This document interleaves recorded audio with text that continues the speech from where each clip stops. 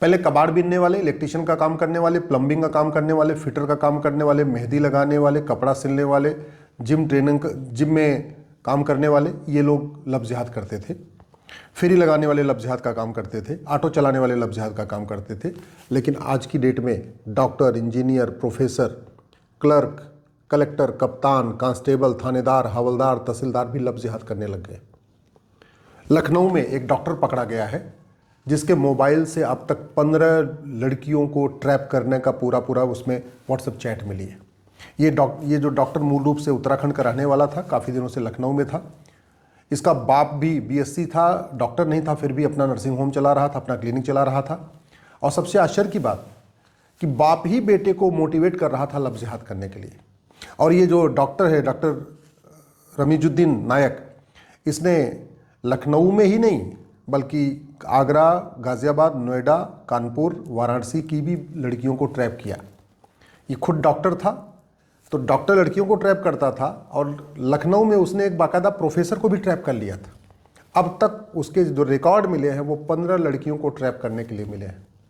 आप खुद सोचिए, डॉक्टर, पढ़ा लिखा, लखनऊ में केजीएमसी जो हॉस्पिटल है, वो लखनऊ में जो बेस्ट मेरिट होती है, पूरे यूपी की बेस्ट मेरिट के बच्चे जाते हैं लखनऊ में। इसका मतलब इसकी मेरिट भी अच्छी रही होगी। कोई ऐसा नहीं कि ऐसे चला गया है डॉक्टर बन गया। और इसके बावजूद सोच नहीं बदली। चुन चुन के हिंदू डॉक्टर बेटियों को ट्रैप करना, उनको लफ्ज़ जिहाद में फंसाना, उनको कन्वर्जन के लिए मजबूर करना, उनको कन्वर्जन के लिए मोटिवेट करना, ये इसका धंधा था।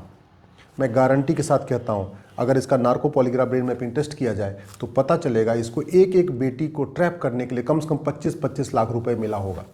अगर इसके बाप का narco polygraph brain mapping test किया जाए तो पता चलेगा इसको भारत के अंदर से बड़े बड़े मौलवी और विदेशों से भी इसको पैसा आ रहा होगा, और वो पैसा कहीं न कहीं कैश में रखा होगा या हवाला के जरिए आया होगा, जैसे भी होगा, लेकिन फंडिंग हो रही है। भारत में लफ्ज़ जिहाद की फंडिंग हो रही है, ड्रग जिहाद की फंडिंग हो रही है, घुसपैठ जिहाद की फंडिंग हो रही है, धर्मांतरण की फंडिंग हो रही है, और जनसंख्या विस्फोट की फंडिंग हो रही है। ये फंडिंग जो हो रही है वो तो बैंकों के जरिए आ रही है। क्यों? क्योंकि हमारा 1949 का जो बैंकिंग एक्ट है महाघटिया है, महा सड़ा हुआ है। मैं कई बार कह चुका हूँ, इस घटिया कानून को बदलिए, यूनिफॉर्म बैंकिंग कोड लागू करिए, नहीं तो बैंकिंग से जो भारत को बर्बाद करने की फंडिंग आ रही है, लफ्ज़ जिहाद, लैंड जिहाद, ड्रग जिहाद, घुसपैठ जिहाद, धर्मांतरण जिहाद की, वो फंडिंग नहीं रुकेगी। अगर भारत को सुरक्षित बनाना है, लफ्ज़ जिहाद, धर्मांतरण रोकना है, तो जो एफसीआरए के जरिए फंडिंग आ रही है इसको रोकना पड़ेगा। वो तभी रुक सकता है जब 2010 का जो कांग्रेस का एफसीआरए कानून, इसको ख़त्म कर दिया जाए। जब तक ये ख़त्म नहीं होगा तब तक लफ्ज़ जिहाद, धर्मांतरण की फंडिंग नहीं होगी। और एक बात याद रखिएगा, प्रतिदिन 1000 बेटियां लफ्ज़ जिहाद का शिकार हो रही हैं, और प्रतिदिन 1500 हिंदू परिवारों का धर्मांतरण हो रहा है। 1000 बेटियां लफ्ज़ जिहाद का शिकार हो रही हैं, इसका मतलब साल में लगभग 3.5 लाख बेटियां लफ्ज़ जिहाद का शिकार हो रही हैं। ऐसे ही 1500 परिवारों का पर डे कन्वर्जन हो रहा है, यानी प्रतिदिन 10,000 हिंदुओं का धर्मांतरण हो रहा है, और साल में 40 लाख हिंदुओं का धर्मांतरण हो रहा है। और ये सारा का सारा धर्मांतरण फंडिंग करके हो रहा है, बाकायदा ट्रैप किया गया है। कुछ दिन पहले मथुरा में एक ऑटो चलाने वाला पकड़ा गया था, उसको 50 लड़कियों का टारगेट मिला था, उसने 23 लड़कियों को ट्रैप भी कर लिया था। इस डॉक्टर को मुझे नहीं पता कि कितना का टारगेट लिया इसने, लेकिन 15 लड़कियों को अब तक ये ट्रैप कर चुका है। सोचिए, डॉक्टर है, इसके पहले प्रोफेसर का लफ्ज़ जिहाद का केस आ चुका है, इंजीनियर का लफ्ज़ जिहाद का केस आ चुका है, बैंक मैनेजर का लफ्ज़ जिहाद का केस आ चुका है, हवलदार, थानेदार के कई केस आ चुके हैं लफ्ज़ जिहाद के, तहसीलदार, पेशकार के लफ्ज़ जिहाद के केस आ चुके हैं। ये जो लफ्ज़ जिहाद है ये कड़वी सच्चाई है। तो डॉक्टर भी लफ्ज़ जिहाद कर रहा है, कंपाउंडर भी लफ्ज़ जिहाद कर रहा है, प्रोफेसर भी लफ्ज़ जिहाद कर रहा है, इंजीनियर भी लफ्ज़ जिहाद कर रहा है, और बड़े प्लान्ड वे में कर रहा है। इस लफ्ज़ जिहाद की फंडिंग हवाला के जरिए होती है, और हवाला तभी खत्म होगा जब 100 रुपये से बड़ी नोट बंद होगी और ये घटिया मनी लॉन्ड्रिंग एक्ट बदलेगा। नहीं तो हवाला नहीं रुकेगा, और हवाला नहीं रुकेगा तो लफ्ज़ जिहाद, धर्मांतरण नहीं रुकेगा।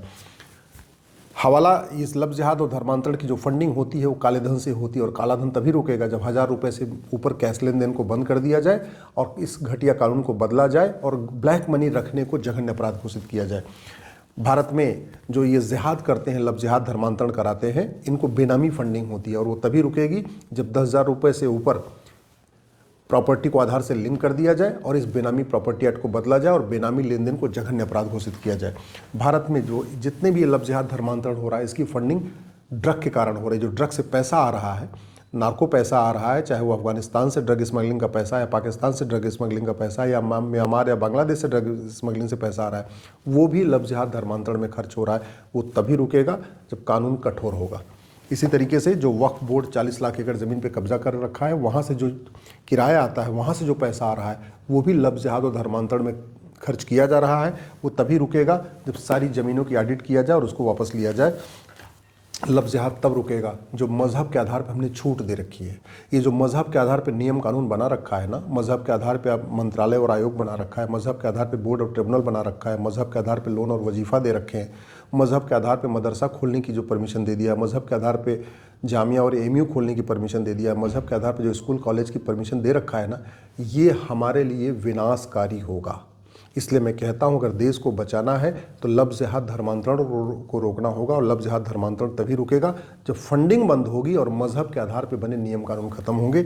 लफ्ज़ जिहाद धर्मांतरण तभी रुकेगा जब ऐसी किताबें जो लफ्ज़ जिहाद धर्मांतरण को प्रमोट कर रही हैं उनको भारत में बैन कर दिया जाए और भारत में समान शिक्षा लागू किया जाए।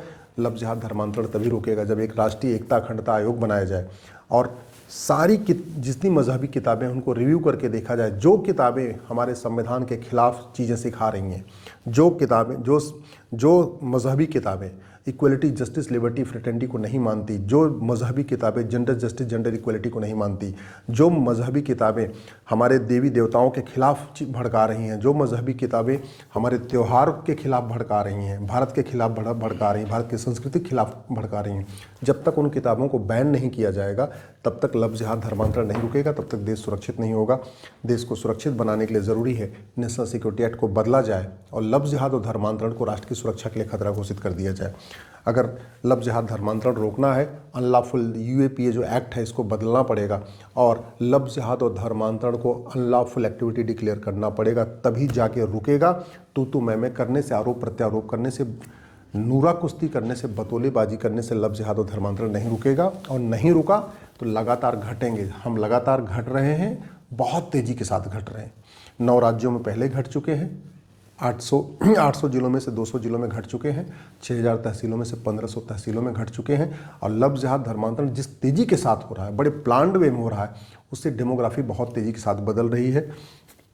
अगर भारत को सुरक्षित बनाना है, लफ्ज़ जिहाद धर्मांतरण रोकना है, तो ऑर्गेनाइज क्राइम को डिफाइन करना पड़ेगा। सभी राज्यों के पास अपना अपना कानून है, लेकिन लफ्ज़ जिहाद और धर्मांतरण को हमने ऑर्गेनाइज क्राइम डिक्लेयर नहीं किया। हमने 150 साल के बाद बीएनएस बनाया है, लेकिन इस बीएनएस में न तो लफ्ज़ जिहाद के ऊपर कोई चैप्टर है, न धर्मांतरण के ऊपर कोई चैप्टर है। अगर देश को सुरक्षित बनाना है, लफ्ज़ जिहाद धर्मांतरण रोकना है, इस बीएनएस में एक चैप्टर ऑफेंस रिलेटिंग टू लफ्ज़ जिहाद, ऑफेंस रिलेटिंग टू कन्वर्जन, इसको डालना पड़ेगा। देश को सुरक्षित बनाना है, लफ्ज़ जिहाद धर्मांतरण रोकना है, तो सेक्शन 111 जो ऑर्गेनाइज क्राइम की धारा है उसको सुधारना पड़ेगा, उसमें अमेंडमेंट करना पड़ेगा और लफ्ज़ जिहाद धर्मांतरण को ऑर्गेनाइज क्राइम डिक्लेयर करना पड़ेगा। लफ्ज़ जिहाद धर्मांतरण को एक्ट ऑफ टेररिज्म डिक्लेयर करना पड़ेगा। सेक्शन 113 है, लेकिन हमने उसमें लफ्ज़ जिहाद धर्मांतरण को एक्ट ऑफ टेररिज्म डिक्लेयर नहीं किया। ऐसे सेक्शन 147 वेजिंग वॉर है, लेकिन उसमें भी हमने लफ्ज़ जिहाद धर्मांतरण को वेजिंग वॉर डिक्लेयर नहीं किया। सेक्शन 152 है जो हमारी संप्रभुता के लिए खतरा है, जो हमारी एकता अखंडता के लिए खतरा है, उसमें भी हमने लफ्ज़ जिहाद धर्मांतरण को शामिल नहीं किया है। इसलिए पूरे देश में कहीं की भी पुलिस न लफ्ज़ जिहाद करने और धर्मांतरण कराने वालों के खिलाफ सेक्शन 111 लगा रही है, न सेक्शन 113 लगा रही है, न सेक्शन 147 लगा रही है, न सेक्शन 152 लगा रही है। इसलिए इस किताब को बदलना ज़रूरी है। लफ्ज़ जिहाद धर्मांतरण तभी रोकेगा जब पूरे देश की पुलिस एक साथ एक तरीके से व्यवहार करेगी। अभी पुलिस सत्ता के गुलाम बनी हुई है, क्योंकि 1861 का पुलिस एक्ट चल रहा है। इस पुलिस एक्ट को बदलना पड़ेगा, एक पुलिस चार्टर लागू करना पड़ेगा, पुलिस रिफॉर्म करना पड़ेगा, पुलिस की रिस्पॉन्सिबिलिटी अकाउंटेबिलिटी तय करना पड़ेगा। लफ्ज़ जिहाद धर्मांतरण तभी रुकेगा जब ऐसे जिहादियों की नागरिकता ख़त्म करने का प्रावधान बनेगा।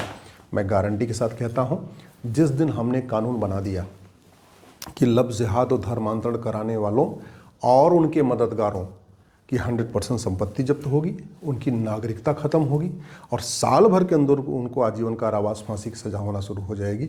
मैं गारंटी के साथ कहता हूँ 90% लफ्ज़ जिहाद भी रुक जाएगा, 90% धर्मांतरण भी रुक जाएगा, 1 साल के अंदर रुक जाएगा। लेकिन ये तू मैं करने, आरोप प्रत्यारोप करने, नूरा कुश्ती कतन करने, भाषणबाजी करने से नहीं रुकेगा।